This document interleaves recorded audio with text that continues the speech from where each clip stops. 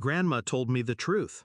She leaned in close, voice low, as if betrayal needed a whisper. They said you were too sick to attend your brother's wedding. That's why you weren't invited. My stomach nodded. I wasn't sick. I wasn't even told there was a wedding. They had erased me from the guest list of my own blood. I sat there, silent. Rage coiled, cold and sharp, but my face didn't flinch. Later, when I confronted my father, he laughed. "Don't take it personally. It was easier this way." That's when I said it. Calm, measured, looking him dead in the eye. "Don't expect an invite to mine." He chuckled, like I was a child throwing a tantrum. He thought I'd never follow through.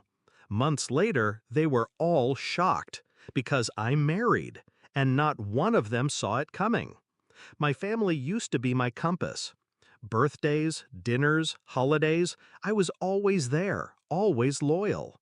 The one who showed up when others didn't. But loyalty is a currency they never valued. My brother was the golden child, my parents' pride, their polished trophy. And me? I was the shadow that made him shine brighter. I ignored it for years, telling myself love wasn't measured in invitations. But being barred from his wedding under a fabricated sickness, that cut through any illusion I had left. That's not oversight, that's exile. I replayed it in my head for weeks. The laughter, the dismissal, my father's smirk when I said they wouldn't be at mine. They thought my words were empty, but I don't deal in empty promises. The shift in me wasn't loud. I didn't scream. I didn't beg for inclusion. I started planning. I watched them, noticed how they boasted to relatives about appearances, about family unity.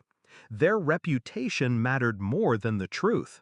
That was the lever I needed, because nothing stings harder than being publicly excluded by the child you dismissed. So I built my life in silence. I focused on my career, quietly saved, quietly invested, moved out of the house they thought I couldn't afford to leave. And when love found me, unexpected, steady, real, I told no one. Not my mother, not my father, not my brother. It was mine, untouched by their poison. We planned everything in secret. Venue, rings, witnesses, no family politics, no fake smiles, just us. And the knowledge that one day, when the truth reached them, it would hit like a blade twisting. The day came. It was small, deliberate, candlelit. Friends who had become family standing in for the ones who betrayed me. When I said my vows, my voice didn't shake.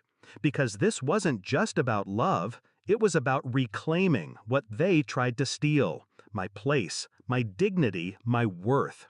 After the papers were signed, after the rings exchanged, I felt a calm I hadn't known in years.